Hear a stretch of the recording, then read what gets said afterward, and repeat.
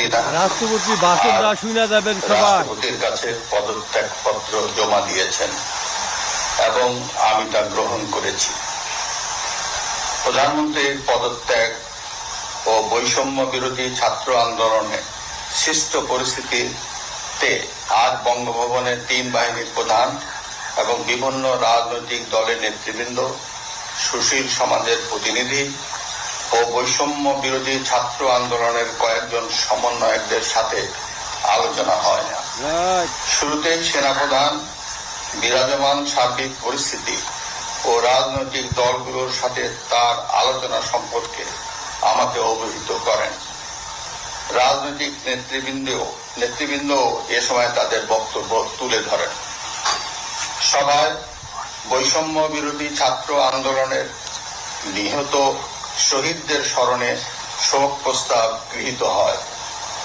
এছাড়া জরুরি ভিত্তিতে একটি অন্তর্বর্তীকালীন সরকার গঠনের সিদ্ধান্ত নেওয়া হয়।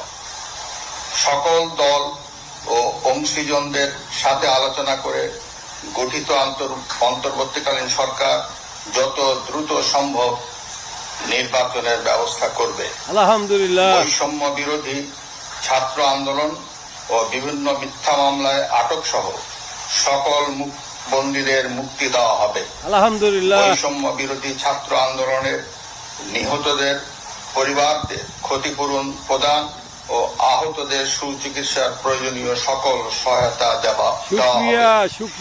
সর্বসম্মতিক্রমে বিএনপির চেয়ারপারসন বেগম খালেদা জিয়াকে মুক্তি দেওয়ার সিদ্ধান্ত নেওয়া হয়। আলহামদুলিল্লাহ।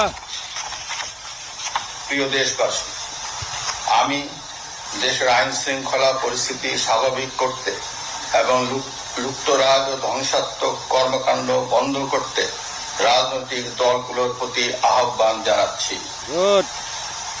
জনগণের জানমাল ও রাষ্ট্রীয় সম্পদ রক্ষায় সশস্ত্র বাহিনীকে কঠোর পদক্ষেপ নেওয়ার নির্দেশ প্রদান করছি। সাম্প্রদায়িক সম্প্রীতি ও সংখ্যালঘুদের নিরাপত্তা নিশ্চিত করতে এবং সরকারি সম্পত্তি রক্ষায় সকলকে এগিয়ে আসার আহ্বান জানাচ্ছি। দেশের অর্থনীতি, প্রশাসন ও শিল্প কল কারখানা চালু রাখার লক্ষ্যে সকলকে কার্যকর ভূমিকা রাখার আহ্বান জানাই। ছাত্র নেতৃবৃন্দ ও শিক্ষকদের সাথে আলোচনা সাপেক্ষে অতি শীঘ্রই শিক্ষা প্রতিষ্ঠানগুলি খুলে দেওয়া হবে।